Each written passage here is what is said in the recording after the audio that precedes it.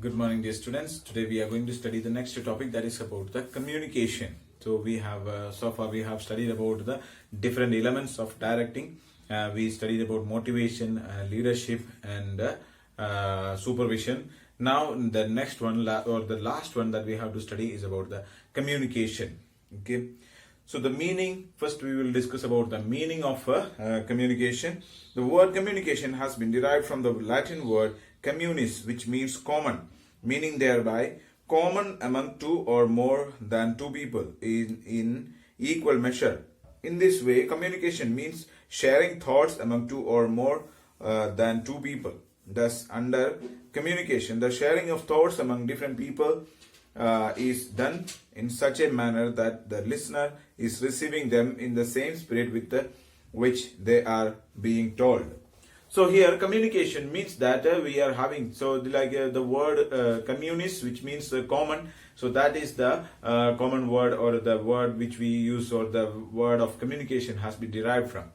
So we can understand that, see, like if it is common, means that like there are two or more people are there and they have common ideas. Okay, so if I am having an idea and if I am sharing that idea with you, and you are having some idea that you are sharing with me. So when the ideas are taken, or means we have exchanged from one person to another, so there is a common idea will be there. So such a way we will have a communication. So that is the meaning of the word communication. So the communication is derived from the word communis, and the meaning of that, it is a Latin word, and it is the meaning of that word is common. Okay. So it refers to an art of transferring facts, ideas, feelings, etc. from one person to another and making him understand them.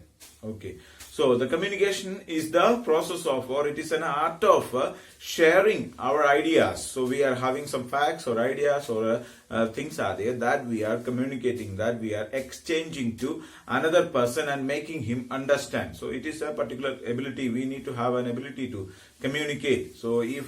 So for that we need a particular language, and understanding is required. So if I give you an information and if you are able to understand that, then only we can say that the communication can be completed.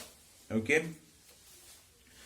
So see, like a communication pours life into an organization, art of transferring facts, ideas, feelings, etc. from one person to another and making him understand. Okay. So just it is an art of transferring ideas from one person to another. Facts, ideas, and feelings. Okay, these things are shared between two or more people and making them understand about it. Okay, so that is the main important thing. So just by transferring things, we cannot complete.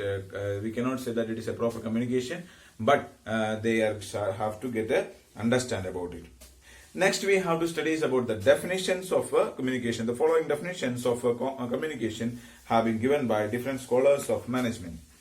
According to Kate Davis, communication is the process of passing information and understanding from one person to another. So, it is a process of passing information and understanding from one person to another. So, that is the one definition given there. The next definition, long definition is there. Communication has been defined as the transfer of information from one person to another, whether or not it elicits confidence or becomes an exchange or interchange. But the information transferred must be understandable to the receiver. Okay, so in this definition, it is clearly mentioned that if we are transferring some idea to another person, whether that person is able to make use of it or not, or whether it is where there will be a positive response from the person or not, but we have to give an idea to another person and he should understand it. So this much a process has to be there in a proper communication. Now next we are going to study about the features of communication. So we have studied about the meaning of communication, definition of communication. Now next we have to study is about the features of communication. So two or more persons. So if you want to make a communication, see, like if I am alone and I am speaking to myself, it is not a part of communication. So there should be at least two members should be there. Okay, so I am sharing my idea with another person, and I should get another response. At least two persons should be there. It will be more than two, but minimum two persons are there. So the sharing of idea from one person to another, there should be minimum two persons. So that is very much important. The first important characteristics of a communication is that there must be minimum number of two persons, because no single individual can have an exchange of ideas with himself. A listener is necessary to receive one's idea. Therefore, there must be at least two persons, the sender of the information and the receiver. So there are at least two persons. So there may be many number of persons, but a minimum number of two persons are there. One is sender, one who is transferring the ideas to another person, and the other one who is receiving these ideas, and he should understand it. So these two processes are necessary.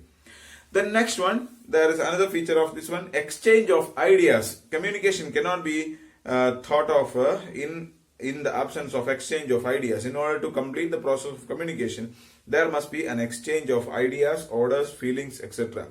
Among two or more than two persons. So when there is a communication has to be there, then there should be the transfer of ideas should be there. Exchange of ideas are there. Imagine that one person, so two persons are sitting together. If we are traveling, we know that we are traveling from, see, like if I am traveling from Kerala to Lucknow, and while we are traveling, we sit around 3 hours time together in a plane. So I am sitting there and another person is sitting just nearby. And both of them are sitting together. There are two persons and there is a personal contact, just they are sitting just nearby. But all throughout the journey, if I am not speaking a single word to that person, and that person is also not speaking anything to me, so there is no communication take place. Do you understand? So there is no, means two persons are there, but there is no, it is not necessary that we have to speak a word. We can communicate with the help of some gestures or any other facial expressions, different things we can use. But if we are not using anything, then we can say that there is no communication done. Okay, so if we are making a contact with that person, or if we are exchanging of ideas are there. So if we are having an idea, see, imagine that it's like if I am not telling him anything, speaking, but he is trying difficulty, he is having some difficulty for putting the seat belt.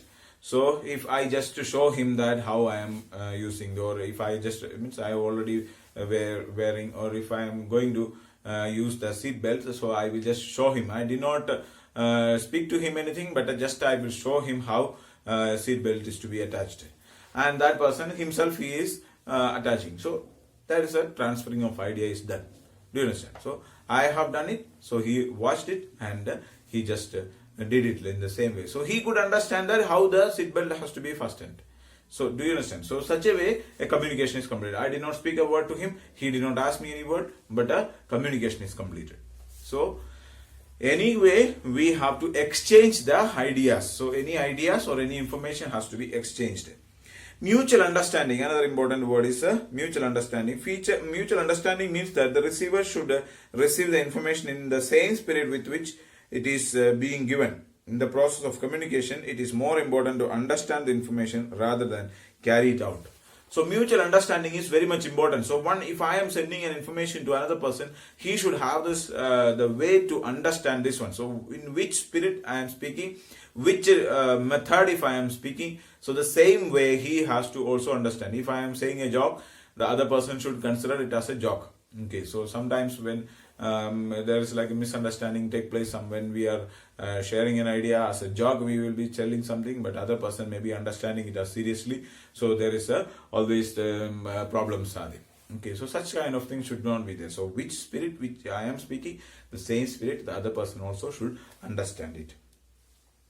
Direct and indirect communication. It is not necessary in communication that the receiver and the giver of information should be face to face with each other. Communication can be both direct and indirect. Direct communication means face to face conversation, while indirect communication is through other means. So there is no any need that we have both should be there in a physical contact, and they both should be sharing of ideas each other. Okay, so face to face communication is necessary, then only communication possible. No, There are also indirect communications are there. See, just when you are, imagine that you are going, some notice board is kept there, or a symbol, one symbol like a arrow mark is kept there. So while you are, like, there are so many traffic signals are there.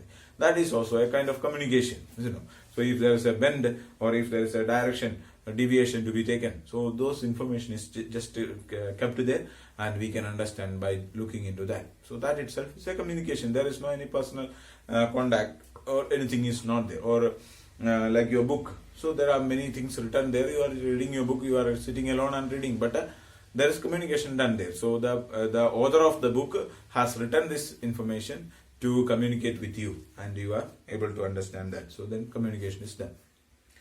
Then it is a continuous process, as it is other features are also there. Continuous process. Communication is an endless process, as it is in the case with the business, where the manager continuously assigning works to his subordinates, tries to know whether the process of the work and give direction. So it is we cannot complete the communication just by one sentence is done.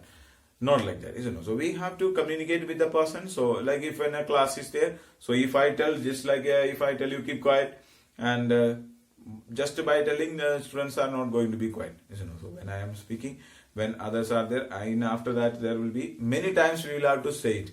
Okay, so if we tell them that once, if we are explaining, then students may not understand. We may have to explain it again, and we have to conduct revision. Then they will ask questions. Then we have to answer it. Same thing which I am teaching in the class, they are asking questions also.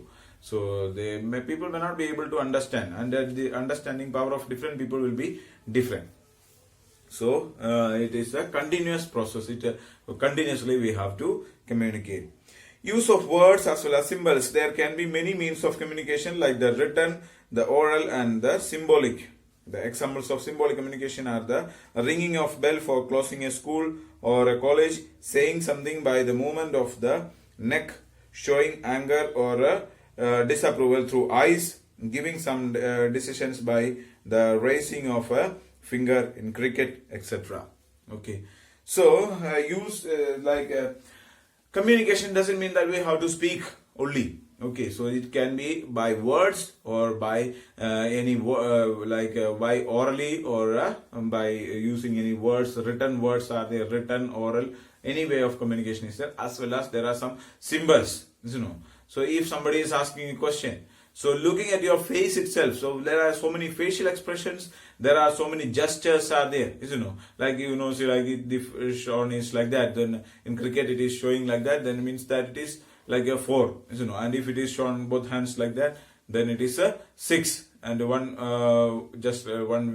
if finger is showing, it shows that it is a out.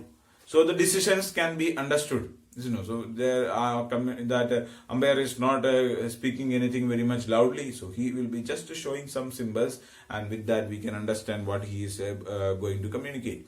So it is not necessary that the two persons have to be there in contact and both have to speak words, but just by showing something written way or oral way, or by using some kind of symbols, also we can communicate. Only thing is that we have to transfer some idea to another person, and the other person also should understand, So if I just like this, if I show, then that person is understanding that it is to come.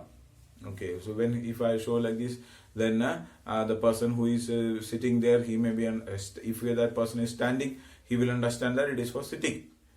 So different kind of symbols can be used. It may be your facial expressions, it may be your fingers, anything can be there. The movement of eyes, all these things can be used for the purpose of communication. Okay, thank you so much.